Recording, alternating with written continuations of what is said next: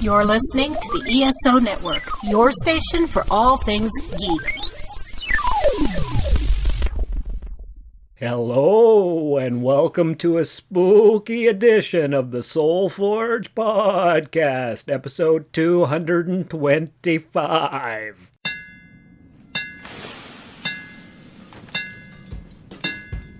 Welcome to the Soul Forge, a place of silent mystery, quiet contemplation, and outright mayhem. Join your host, Sean Vanderloo, as he guides you through the adventures of living. Together, we'll talk about life and love, sex and dating, joy and heartache, memories and loss, and so much more. Don't worry, it's not nearly as pretentious as it sounds. Get ready for life, the universe, and everything on the Soul Forge.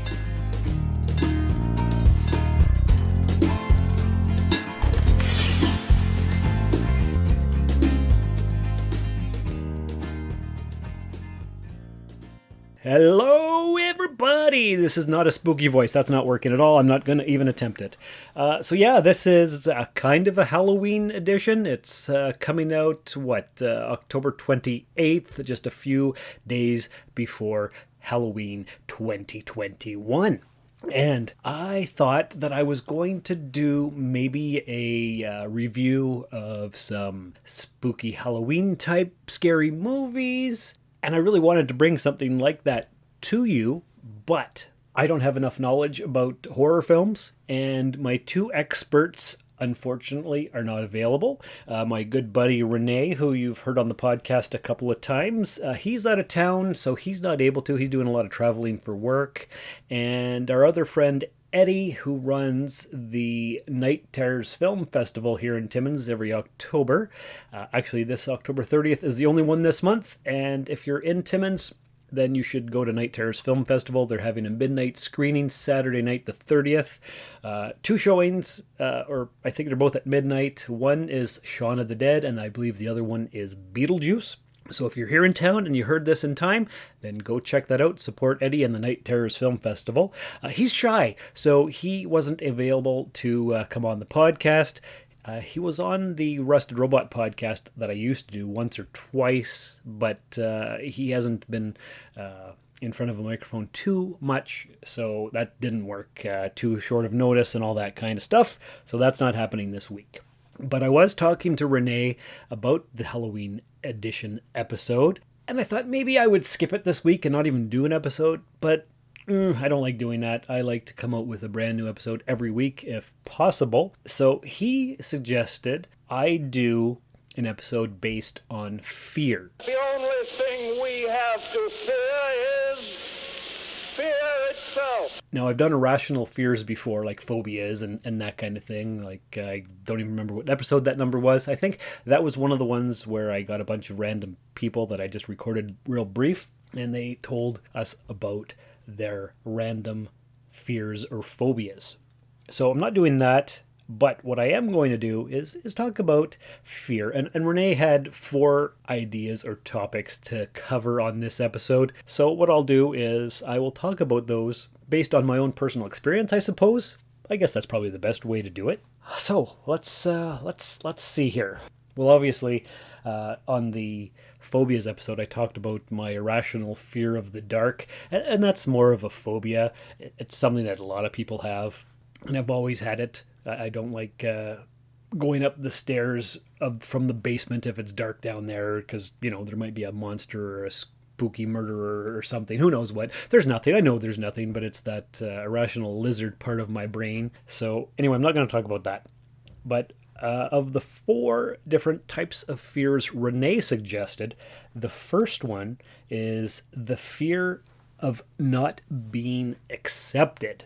Do I have a fear of not being accepted? I don't think I have that anymore, but in the teenage years and even in my 20s and probably even in my early 30s, I believe I probably did have a fear of not being accepted because you want to belong, you want to fit in with the crowd or with your peers or your social group or your workmates or your classmates or whatever. I think that I've probably always been a little bit different from everybody else. I remember that. Let me think here. Back in university, there was a class that I was taking. I think it was an English class, and the professor was talking about Star Trek. And as you know, I'm a huge Star Trek fan. And now I tell anybody who knows or cares or wants to know about it or whatever. The purpose is to experience fear. Fear in the face of certain death. To accept that fear and maintain control of oneself and one's crew. This is a quality expected in every Starfleet captain. But back then, he asked the class how many of us were Star Trek fans. Not one single person put up their hand. And of course, that was the late 90s, and the geek culture was not nearly as accepted as it is now. And I wanted to put my hand up and have a great discussion about Star Trek, but I was afraid that people would look at me funny and I wouldn't be accepted into the class or whatever. Who knows what kind of fear it actually was? Because what if I would have said I like Star Trek? Probably 7 or 8 other people would have said the same thing, but nobody wanted to be first. So that was a fear of being accepted. And of course, public school and all that stuff. Anyway, that's the only example that I can think of. Another fear is a fear of failure. And that's a big one for a lot of different people. I used to have that fear. Actually, I kind of went the opposite way. Back in high school, I think it was grade 9, and it was probably the first few months. And what it was an assembly in front of the whole school where the people from the previous year, or maybe it was the previous semester, I can't remember what the details are now, but you had to go up on the stage if you were on the honor roll, and you had to stand up in front of all the people. You had to shake the principal or the vice principal's hand, and just be in front of hundreds and hundreds of people. And I was super shy back then, and I didn't want to do it. So I purposely sabotaged my grades for the first couple of years because I didn't want to have to go up on stage and be in front of everybody. So it was kind of an opposite of the fear of failure. It was kind of the fear of success and being exposed. But then somehow I realized that was stupid, and there was a girl that I was in competition with to have better grades. So I did everything I could to get the best grades that I possibly could. It was a fear of not being as good as this girl that I was competing with. And a lot of times I found throughout my entire life that I've always been in competition with people, even if they don't realize it. So, for example, I'm a huge Star Trek collector, action figures and Hallmark ornaments and prop replicas and books and whatever. My good friend Andrew was also a collector, and I had to make sure that I had more than him, because if he had more cool stuff, then I was a failure at collecting. So that's kind of a failure type thing. Not major, but something like that. I didn't fail any classes in high school, which was good. I believe my lowest mark was a 56 or something in grade 12 math. That's not my strong subject at all. But I made it through there. I went through the OAC program, or grade 13, which they've discontinued about 20 years ago. Went through university, didn't fail any classes there. That was good. When I was 16, I had to go for my driver's license, and I failed twice, and I got it on the third time, because the first time I was driving too fast for the snowy, icy conditions. So the second time, I compensated and was extra cautious and drove slow, and they failed me for that. But on the third time, I got it. And that's not something I ever talk about, failing my driver's license twice. But I did it, and I got it, and I'm telling you now, I don't give a care. Who cares? That's let's see, that's 1992. Does it matter? Not really. I did go to teachers college. I passed the written part of it flawlessly in the 90 percentages, but the actual practical teaching, when we had to go to the classroom and be student teachers, I failed miserably. Because what happened was I went to university for 4 years, took a year off, and then I didn't know what I wanted to do with my life. And most of the people I knew had gone to teachers college, so I figured, well, I'll go to teachers college the next year. But I didn't really want to. I just figured, well, what else am I going to do with my life? And I didn't have the heart for it. I didn't want to do it. I wasn't passionate about it. And I didn't do a good job. And so I failed. So, yeah, that was a waste of money. And not something that I ever talk about because it's embarrassing, because I could have been a teacher. But no, I'm not. So there's that. But do I actually have any fear of failure now? Thinking about it, not really, because what is there to fail at right now? Nothing. Nothing that I can think of. I could fail at being a good person. I could fail at being a father. I could fail at being a fiance or a husband or a boyfriend or whatever. And yeah, I've failed miserably several times, obviously, because my marriage fell apart and all that stuff. But anyway, that's episode 68 if you want to hear that again. But yeah, so definitely there have been failures in my life. Am I afraid of failure? I don't think I am anymore. At the age of 45, I've realized that there's successes and there's failures in life, and you grow from each one. And whatever, who cares? In 100 years, nobody will remember. In 20 years, nobody will remember. So there you go. Who cares? Now, if I had done this episode 15 years ago, this would be a completely different episode, because I was a lot more fearful back then. I didn't have the life experience that I have now. Also, I didn't do podcasts 15 years ago, but that's beside the point. But yeah, what about you guys and girls out there in podcast land? What are some failures that you've experienced, and how did you overcome that? If you'd like to share your story with us, that's soulforgepodcast@gmail.com. Send a written email, send an MP3, and I'll play it on the air. Whatever. I'd love to hear from you. And speaking of hearing things, why don't we play a couple pieces of, what am I going to say? Pieces of wisdom, pieces of advice. No, a podcast promo and a vaccine PSA here on the ESO Network.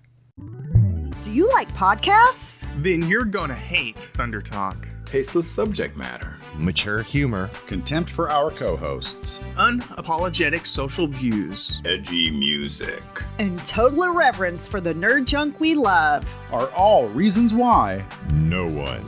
No one. no one should listen to Thunder Talk. Find us on the ESO Network. And all podcasting platforms. Or don't. Whatever. Welcome to Dr. Geek's Laboratory. Dr. Geek here with another reminder that the ESO Network is pro-science and pro-vaccine. We urge you to be a superhero and protect yourself, your family, and your fellow geeks around the world.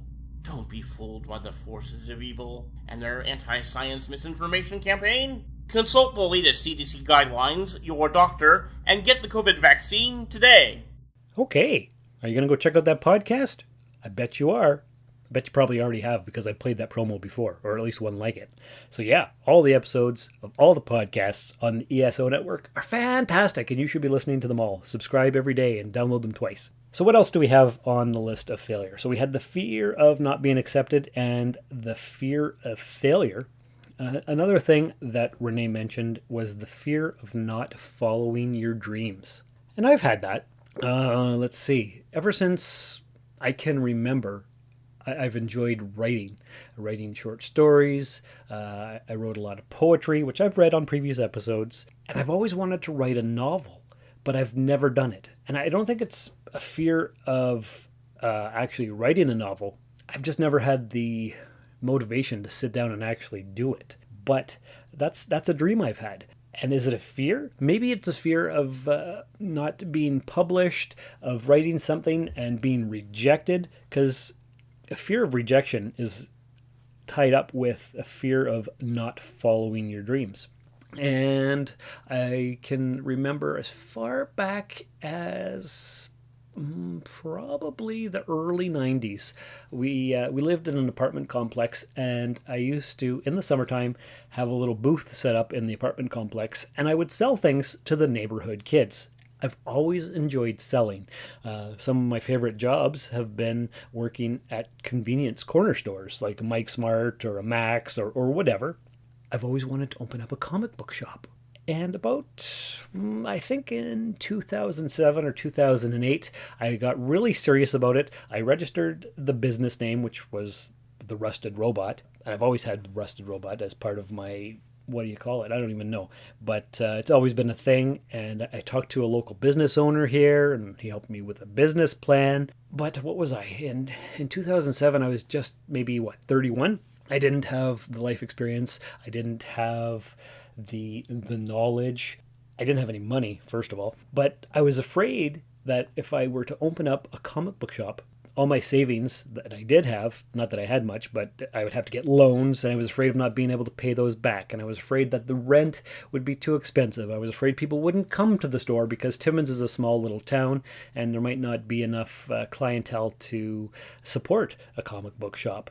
So I was afraid of following my dream of owning my own store, which is something that I've wanted to do for decades. Am I over that fear? I think I kind of am, because as I've mentioned, this year I did buy a building with 3 rental units so that I could actually open up my store. The 2 units would pay for the mortgage of the place, and then I could just have the store by itself. However, the store is currently operated by a lady who has been there since before I bought the building. Her lease isn't up yet, and she wants to continue on with her lease. So I could kick her out early next spring and open up my shop. But there's a part of me that would like to just let her stay there and help pay the mortgage. And then whenever she does leave, then I can open up my store. So there is a fear of not being able to pay the rent. There's also a fear of following my dreams of actually opening up the store, because what if nobody comes? And then I've kicked out this lady and I have an empty storefront that nobody comes to, and it's a waste of money and waste of time. And have I quit my job at the post office and my guaranteed pension and all that stuff? So there's a fear of following my dreams. I'm not as afraid because I did buy the friggin' building, and I do have a plan. And like I've mentioned before, I opened up my shop on Etsy, and I've been making sales. And as I'm recording this, it's actually been 4 months to the day that I opened up the shop. And yesterday I made my 58th sale. So not a lot. Not a lot to retire on, obviously, but 58 sales in 4 months would not be enough to justify the rent on a building. And Etsy is a worldwide place, and I've shipped things to Australia and Great Britain and the United States and all over Canada and the Netherlands and that kind of stuff. But of course, if I had a dedicated shop and a dedicated staff or something, then it might be different. But who knows? So I haven't done it yet. I'm partially following my dreams, but there's still a tiny little bit of fear. Okay, and the last one that Renee mentioned was the fear of losing people. And man, oh man, when I was younger, yeah, I was afraid of losing people. But now I have lost so many people over the course of my life that there's not many people left to lose. And so I think I've pretty much mostly lost that fear, because I've lost my mom. I've lost the relationship with my dad. I've lost all the people on my mom's side of the family. I had a marriage that fell apart. I've lost friendships. I've lost a son, and all kinds of different things like that. I'm still here. I'm still surviving. Actually, should I even tell you this? I don't know.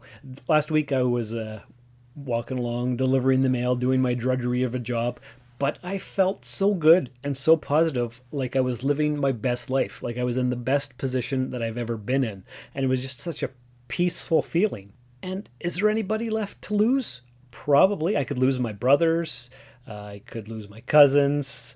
I could lose my fiance. I could lose my son. There's people that left that I could lose, but I'm not as fearful as I used to be. And is that freedom?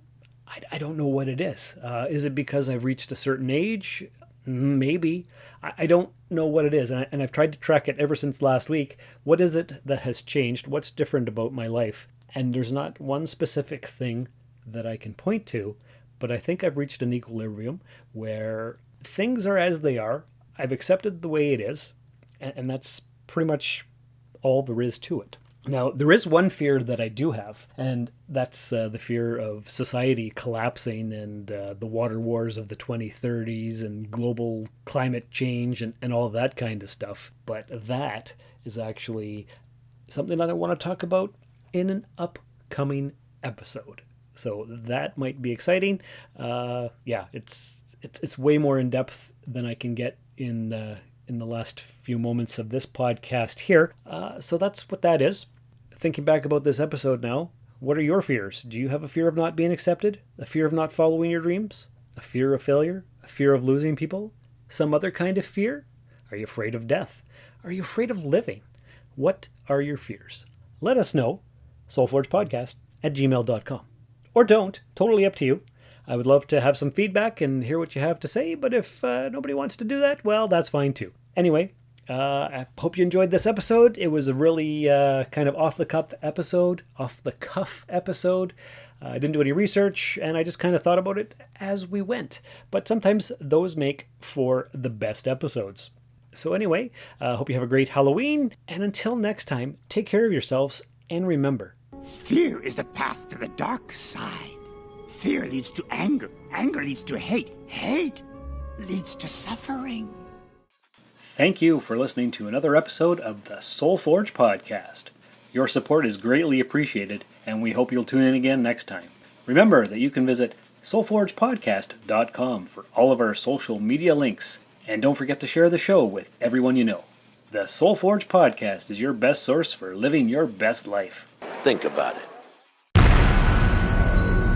This has been a broadcast of the ESO Network. Be part of the crew and help support our shows by donating to our ESO Patreon or by shopping at the TeePublic store, which can all be found at www.esonetwork.com. The ESO Network, your station for all things geek.